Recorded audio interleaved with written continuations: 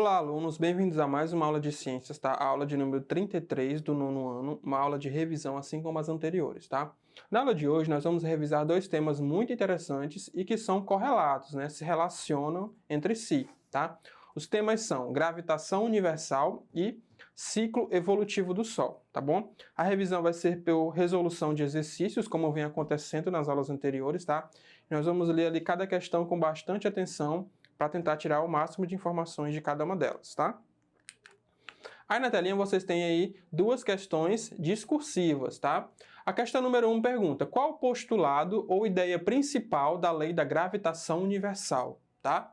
E a 2: imagine que estão próximos um do outro uma caneta e uma pena.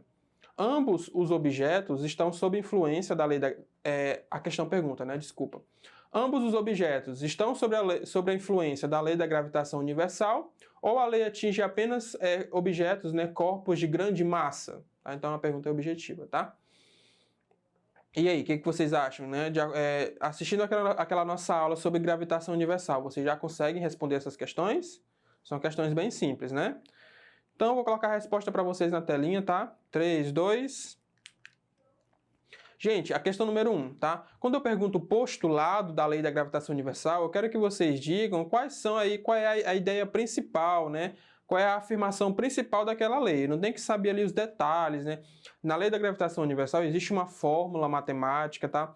Nesse momento eu não quero que vocês digam qual é a fórmula matemática, é só mesmo a parte conceitual. O que diz, né, a lei da gravitação universal. Na telinha ali já está a resposta para vocês, tá? Bem simples, ó, 3 linhas, tá? Vamos ler com bastante atenção.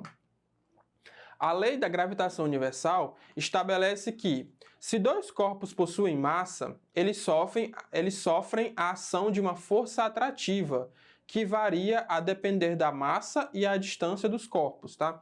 Então a lei da gravitação universal basicamente diz que, se existem dois corpos, um próximo do outro, e esses corpos têm massa, ambos vão ser atraídos um em direção ao outro, tá? Essa atração, essa força de atração, ela vai variar a depender da massa. Então, se os corpos têm massa muito grande, digamos que são dois planetas, essa força de atração vai ser maior, tá? E também essa força atrativa vai depender da distância entre os corpos. Quanto maior a distância entre os corpos, menor é a força de atração. E quanto mais próximos estão os corpos, maior a força de atração, tá? Então, a força atrativa, né, que é a ideia principal da lei da gravitação universal, ela vai depender de duas variáveis, massa e distância, tá bom? Então, essa é a ideia principal da lei da gravitação universal. Dois corpos que estão próximos, né, ou até mesmo distantes, eles vão ter ali uma força atrativa, tá? Mas caso eles estejam distantes, essa força atrativa vai ser menor, tá? Quando mais próximos, maior a força atrativa, tá? O maior exemplo disso é a Lua e a Terra, né, gente? A Terra atrai a Lua e a Lua atrai a Terra. Por isso que a Lua ela fica girando ao redor da Terra, né? Porque existe ali uma força de atração mútua, né? Se não tivesse essa força de atração, a Lua, ela seguia o seu caminho, né? E ia embora. Mas, na verdade, ela fica ali fazendo o quê? Girando, né? Fazendo uma órbita ao redor da Terra, tá? Porque ela está sendo atraída pela Terra e a Terra sendo atraída pela Lua. É uma força atrativa, tá? A 2. Imagine que estão próximos um do outro uma caneta e uma pena. Ambos os objetos estão sob a influência da lei da gravitação universal ou a lei atinge apenas corpos de grande massa? E aí? De acordo com aquele postulado básico, né? Esses corpos, né? A caneta e a pena, eles vão ter força atrativa ou não? A resposta está na telinha, né? Vamos ler. Sim, né? Se os objetos possuem massa, estarão exercendo um sobre o outro uma força atrativa. Contudo, como os objetos possuem massas ínfimas, né, ou seja, muito pequena, essa força de atração ela é desprezível, né, ela é muito pequena, tá? Então, como eu falei para vocês, se os corpos têm massa, eles vão exercer a força atrativa.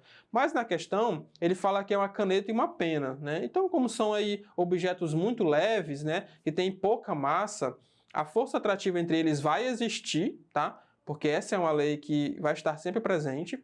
ela vai existir, mas a gente fala que é uma força de atração desprezível, né? É uma força tão pequena que ela não é considerada, mas ela existe, tá, gente? Ela é desprezível, existe, mas é muito pequena, tá? Então, sim, esses objetos vão estar sob a influência da lei da gravitação universal. Olhem o nome dela, gravitação universal. Então, ela vai estar presente ali no universo inteiro, em todos os locais, tá? Ela é uma lei universal, tá? A questão número 3 e a questão número 4, tá? A questão número 3 pergunta: sobre a lei da gravitação universal, assinale o que for correto. Nós temos ali 3 assertivas para que você marcar a letra que está correta, tá? E a 4, a gente já entra na temática ciclo evolutivo do Sol, né, das estrelas. A 4 pergunta: sobre o ciclo evolutivo das estrelas, essas formam-se a partir da contração de gases e poeiras existentes nas... Então a questão 4 pergunta de onde surgem as estrelas, né? O Sol é uma estrela, tá, gente? Então qual é o fenômeno ali, como é chamado o fenômeno de formação das estrelas, tá? Bem simples, tá? A resposta da questão número 3 é letra A e letra C. Então, a letra A e a letra C estão corretas, tá? E a letra B está errada. A letra A fala, da 3, a Terra exerce uma força de atração sobre a Lua, né? Verdade. Como eu falei para vocês, a Terra e a Lua estão sob influência da gravitação universal. Ambos os corpos estão ali atraindo um ao outro. Tanto é que a Lua fica fazendo o quê? Órbita ao redor da Terra, né? Porque ela está presa por essa atração, tá? Então, a letra A está correta. A letra C está correta por quê? As órbitas dos planetas em torno do Sol são elípticas, né? Verdade.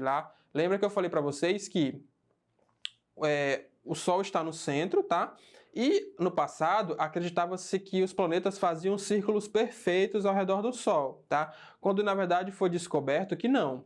Os planetas fazem órbitas elípticas, tá? São órbitas que não são círculos perfeitos, são alongadas, tá? Um momento o planeta vai estar mais próximo do Sol e outro momento ele vai estar mais distante, tá? Não são círculos perfeitos, são órbitas elípticas, são órbitas mais alongadas, tá? Então, o planeta ele faz uma órbita ali alongada, tá? Então, tá correta a letra C.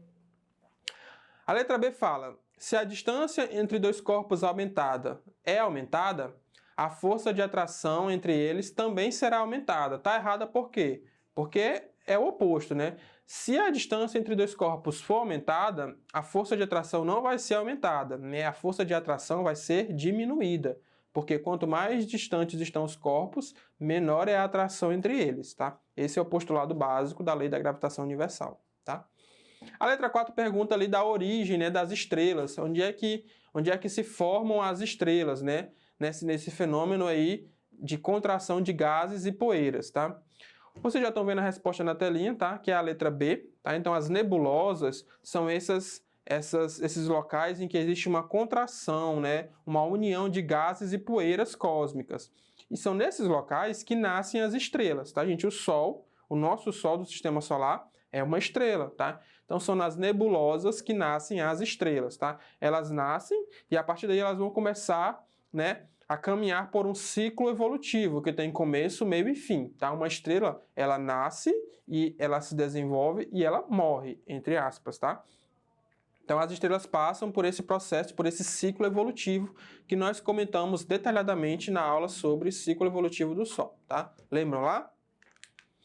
A questão 5 pergunta: em qual estágio da evolução nosso Sol passará a emitir tanta energia ao ponto de extinguir a vida no planeta Terra? Tá? Então eu pergunto sobre o nosso Sol. De acordo com aquele ciclo evolutivo do Sol, né, as fases que ele passa, qual é o nome daquela fase em que ele vai emitir tanta energia, tanto calor, que isso vai dizimar a vida no planeta Terra? Tá? Eu comentei com vocês na aula sobre ciclo evolutivo do Sol, tá, gente? O nome dessa fase é gigante vermelha, tá, gente? Lembra lá da gigante vermelha, da famosa gigante vermelha? Então é nesse estágio em que o Sol vai aumentar muito a sua massa, tá? Ele vai se tornar um gigante vermelho, literalmente. Ele vai engolir alguns planetas, porque ele vai aumentar a sua massa, né? Então ele vai engolir ali os planetas mais próximos, tá? E aqueles que ele não engolir, ele vai liberar muita energia, tá? E essa energia em abundância vai acabar ali exterminando qualquer vida que possa existir, tá?